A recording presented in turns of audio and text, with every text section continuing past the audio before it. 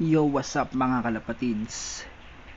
For today's video, tuturo ko sa inyo kung paano gumawa ng account at mag-install ng Yona Pro na ating gagamitin na pang-clock sa ating mga alagang kalapati dahil magcha-champion na tayo. Alright. So una, punta kayo sa sa browser, sa Google o sa mga internet browser, and search nyo lang yung IPJON. Ayan. So, ayan, lalabas ngayon yung ipjon.yonapro.com. Alright. Click nyo lang yan.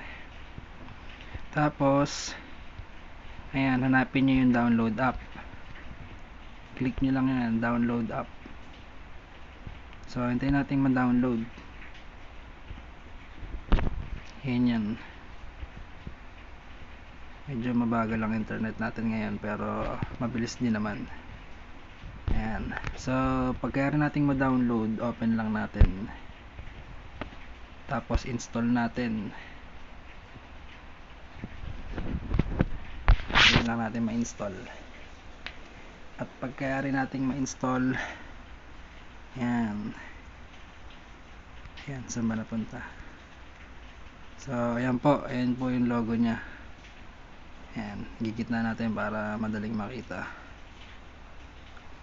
So, dyan, gagawa tayo ngayon ng account. So, ayan, click natin yung login. Tapos, not a member, sign up now. Ayan, lagay natin ang first name natin ay Lowell. Tapos, last name, Pogi. Ayan. Tapos, ang email, iyan yung email nyo. Bahala na kayo. Paano ba? Sa akin kasi, yan yung ko. Yan yung Gmail na ginamit ko. Kailangan nyo nabubuksan nyo yung Gmail nyo kasi magme-message yung Yona Pro sa may Gmail nyo para i-confirm. So, username, lalagay ko lang ay Colengs. Password natin ay 1234567 1234567 So, register natin. Ayan, nag-smile na siya.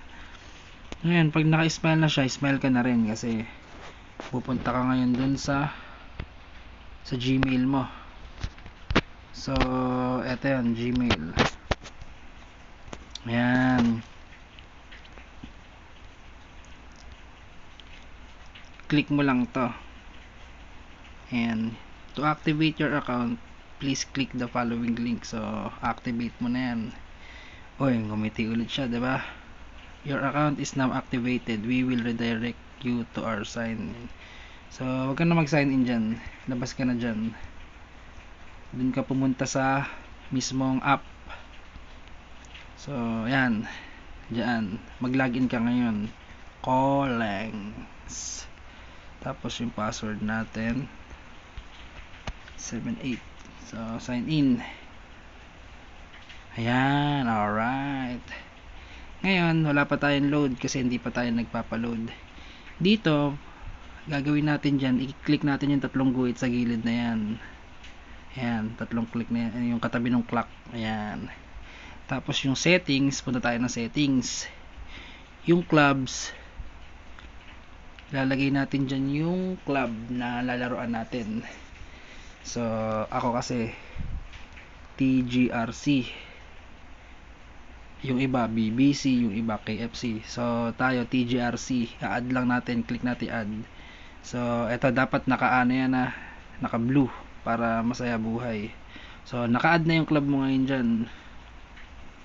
So, sunod punta naman tayo sa my mobile number. Dyan ngayon, yung mobile number, yan yung number na gagamitin mo para loloadan nila. Para maloadan yung Yona account mo. So, ililink natin. Number ko ay 097601233396. Ayan, i-add mo yan. So, nandyan na ngayon yan. Hindi pa siya naka-blue. Para mag-blue siya, click mo yan. Tapos, maghihintay ka ngayon ng one-time password. Alright. Ayun lang natin. Yan. So, dumating na yung OTP, yung 177275.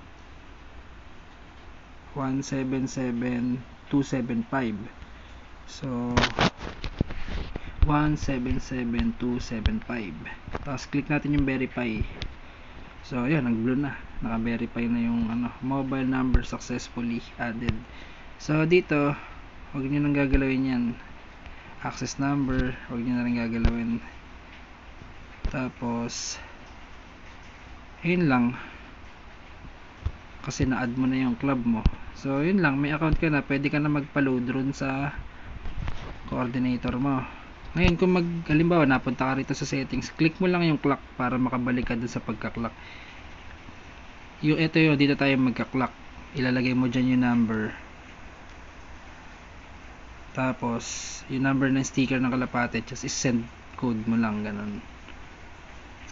Wala pa kasing load, kaya hindi pwedeng mag-send, tsaka wala namang tayong clean up.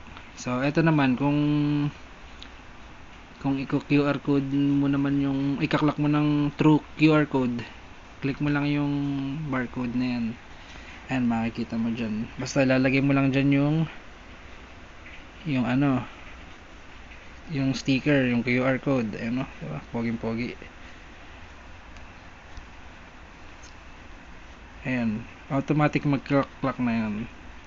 Tapos magre-reply na sa'yo ng speed, ganun. Seconds lang yan, magre-reply. Parang sa ibang clocking system. Ganun lang din. Yun lang. Salamat. Bye-bye.